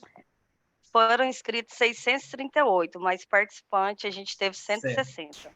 Aí é o seguinte, pessoal, cada um tem um número de sequencial de inscrição, né? Eu vou pedir para Isso, o... tem a lista aqui. Uhum. Aí Rui, você diga fala para mim o número... número de 1 a 600 e quanto, Luciano? 638. 1 a 638. 638. 638, última inscrita. Deixa eu só olhar aqui. Vamos ver se está presente, né? Zenúzia, está presente? Zenúzia Pereira. Se tivesse, manifeste. Ou Zenúzia. abre o microfone, ou dá a mãozinha assim. Ou digita no chat. Eles falaram que o último serão os primeiros, né? Poxa, se Acho eles que não, estiverem vamos para a presentes, né, próxima. Rui? Vamos para a próxima. Nathalie, diga para mim o número de 1 a 638. 320. Só um instante, deixa eu só Vamos ver. localizar aqui. 320, Jucineide Alves Couto. Jucineide está aí, Jucineide. Não, vamos para o próximo. Vamos para o próximo. A Mel está com a mão levantada aqui. Se você quiser me ajudar, Mel, depois eu vejo que, se você tem alguma dúvida, eu te respondo, tá? Mas se você puder me dar aí um número de 1 a 638. Mel Cerozzi, sei lá. Oi, eu tô aqui, desculpa, Diga aí o número. eu tô meio De 1 a atrapalhada. 638. Eu queria saber que por causa do meu trabalho, eu não consegui entrar desde o início. Então, eu ouvi que essa aula vai ficar disponível, vai ficar gravada, vai ficar disponível. Eu queria saber como que eu faço para pegar o link. O pessoal vai Igual, mandar, né? No final. a gente tem acesso a todos que cadastraram, aí a gente envia para todos. Ótimo. Você podia me ajudar no sorteio, Mel? Me diga um número aí de 1 a 638. Sim, claro. É para eu falar um número? Um número qualquer, de 1 a 638. Eu vou falar o número 1, que foi a primeira pessoa que mostrou interesse, né? Muito bem. Número 1, quem é? Abdias Oliveira. Tá aí? Abdias está aí. Renata, que está aí no chat, me diga um número, Renata. Porque a gente tem 2 livros, né? Eu já chamo o próximo. O Abdias, se ele aparecer, Renata disse 150. 150? 150. Danilo Caetano, dos Santos Cabral. Tá aí, Danilo? Vamos para o próximo. 235, o Luiz Valente colocou aqui. 235? É. Liciane Maria Silva Barros. Liciane tá aí? Não. Gente. Opa, saiu. 500. O pessoal colocou aqui. 500, número 500. 500. Vamos agilizar, ver se a gente acha pelo menos um para levar o livro, né? 500 é Hilton Correia de Carvalho. Hilton tá aí? 579. Presente, tô presente. Hilton tá aí? Parabéns, Hilton. Então já me diga, Hilton, qual dos 2 livros você vai pedir? Não tô conseguindo ouvir, tô dando eco aí. Espera aí. Esse, Análise Econômica das Licitações, professor Bradson Camelo, Marcos Nóbrega e Rony Charles. Ou esse, Nova Lei de Licitações sistematizada com o professor Mário Saad. Qual dos dois você prefere? O segundo. O segundo, né? Então, Isso. esse aqui já é do Hilton. Aí eu pego os seus dados com o pessoal lá na sua ficha de inscrição e mando para você pelos correios, beleza? Positivo. Fica Obrigado aí. registrado aqui. Boa palestra. Para prova, para todos os fins legais. Próximo aqui, Próximo é sorteado vai levar esse. 579. 579. Wagner Vieira do Nascimento Silva. Wagner tá aí? Não? 637. 637. Não era o seu, não, tá ali. Iordan Hukong, é japonês. Iordan. Tá aí o colega? Não, próximo. 147. 147. Deixa eu ver aqui. Daniel de Araújo. Daniel de Araújo tá aí?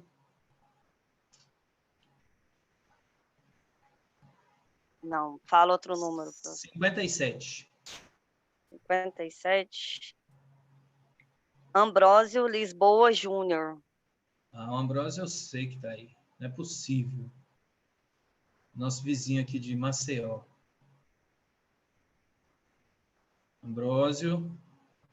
Perdeu, meu filho. Número 40. 40. Alexei Moura Mota. Alexei Moura Mota, aí? Não? Opa, é o meu Aí? chefe, viu? É o meu chefe, não sou eu não, mas é o meu chefe. Não sei se ele está agora. Não vale, ele tem que estar aí, ué. A regra do edital era essa. Qual que é o 432. 432. 432. Matheus Campinho Dias da Silva. Matheus, tá aí. 122. 122. Cecília França. Cecília tá aí. Tá aí? Então ficou, o segundo livro então ficou com a Cecília, é isso? Aí a gente... Eu acho que a internet dela tá falhando, mas ela tá aí, né, gente? Parabéns, então, pessoal. A gente manda para você, tá? Pelos dados que estão lá na sua ficha de inscrição, Cecília. Muito... É que tá falhando o seu áudio, a gente tá, pelo menos para mim aqui não tá saindo direito. Mas a gente já identificou quem é a dona do livro, né? A gente pega os dados na sua ficha de inscrição e te manda pelo Correios. Gente, muito obrigado, tá? Pelo prestígio de estarem aqui me ouvindo até uma hora dessa, né? E eu gostaria muito de vê-los aí mais vezes no nosso MBA, pelas turmas aí pelo Brasil afora, tá? Procurem conhecer o nosso programa e eu devolvo aí a palavra ao pessoal do IPOG para que faça o encerramento. Até a próxima. Pessoal, muito obrigado. Qualquer dúvida, estou à disposição. Coloquei o link lá no chat para atender todos, tirar a dúvida. E agradeço aí a todos por esse tempinho dedicado a nós. Muito obrigado mesmo, gratidão. Obrigado. Até a próxima. Tchau. Tchau, tchau. Eliane, por favor, já saiu. Em qual chat você colocou o link? Coloquei no chat. Você conseguiu visualizar? Isso. Não, a gente não viu e tem muita gente pedindo que não achou o link. Espera aí que eu vou colocar de novo. Pronto. Só um instante. Já vou pegar aqui, só um momentinho. Liliane. Oi, pode falar, só estou pegando o link aqui. Já coloquei o link lá. Eu já sou aluna do IPOG nesse curso. Eu comecei em dezembro. Na turma 16, né? Isso. E eu preciso ver principalmente questão de boleto, que até hoje eu já pedi para várias pessoas e nunca recebi o boleto para pagar. Faz o seguinte, me manda um oi lá no WhatsApp, que amanhã, quando eu chegar lá na empresa, eu olho para você. Aí é eu o seu... peço ao pessoal do financeiro para eles me mandam, eu te encaminho. Tá, e qual é o seu número? Eu vou te passar aqui.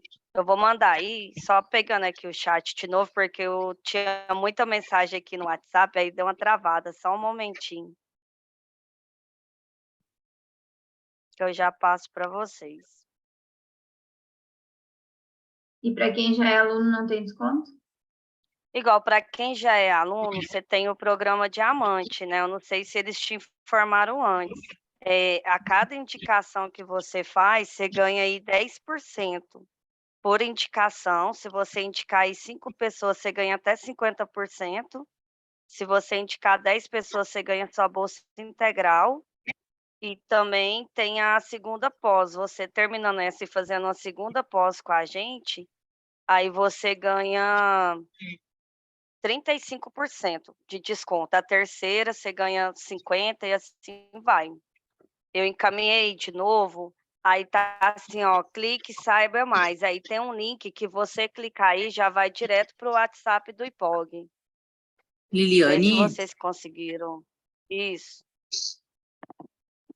Tá me alô? ouvindo? Oi, estou te ouvindo, pode falar. Liliane, uma informação. Eu perdi o início da aula, mandei ali no grupo tu me mandaste uma mensagem no grupo avisando sobre a aula. Ali eu te mandei uma mensagem pedindo o link para mim assistir a aula novamente e também o material. E também pedindo informações sobre o pós de vocês. Valores, início Sim. das turmas. Tu consegue me responder por WhatsApp? Consigo, eu mandei meu número aí também. Parece que o link não tá abrindo, né? Tá dando erro, mas eu coloquei o WhatsApp lá, que é o WhatsApp profissional. Aí me adiciona lá, que aí eu passo todas as informações, passo o projeto, passo a grade curricular, desconto, tudo para vocês. Tu mandou Na o link, planilhinha. mas eu posso te mandar no mesmo WhatsApp que tu me avisou da aula? Pode, é aquele lá, que é o WhatsApp da empresa. Tá, acabei de te mandar, viu, guria, pedindo o link para assistir a aula de novo, também o material e as informações sobre o pós. Aí eu aguardo a tua A aula resposta. vai ficar gravada, ela ficou gravada, amanhã eu vou pegar com o pessoal do marketing, que eles que passa para a gente, e depois vou passar para o professor também e vou divulgar lá no grupo. Tá, legal. Muito obrigada e boa noite. Eu que agradeço. Boa noite. Mais alguém tem alguma dúvida? Mais alguém? Então, muito obrigado, gente. Tenha uma boa noite aí. Fica com Deus. Oi, boa noite. Oi. Eu não consigo localizar onde que tem o WhatsApp. Eu mandei aí no chat, porém parece que não tá dando certo, não tá abrindo. Só que eu coloquei o número lá do WhatsApp também. Vocês conseguiram localizar? Não. É aquele mesmo WhatsApp que foi encaminhado o link, vocês receberam? Com o link da palestra, tudo? Eu não recebi, eu recebi só um e-mail. Ah, você recebeu só o e-mail, né? Me manda o seu número aqui no chat, que aí eu vou adicionar vocês, o que não conseguiu abrir pelo link. Que aí eu chamo vocês lá no WhatsApp. Tá. Como é que é o teu nome aqui para eu... Liliane.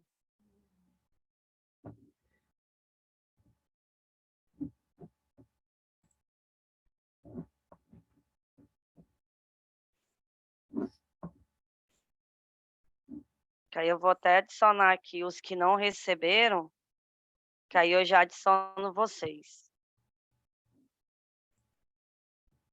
Conseguiu localizar aí? Sim.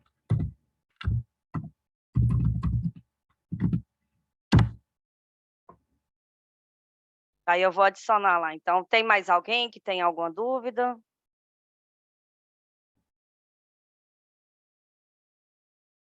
Mais alguém? Pessoal, então, muito obrigado. Boa noite.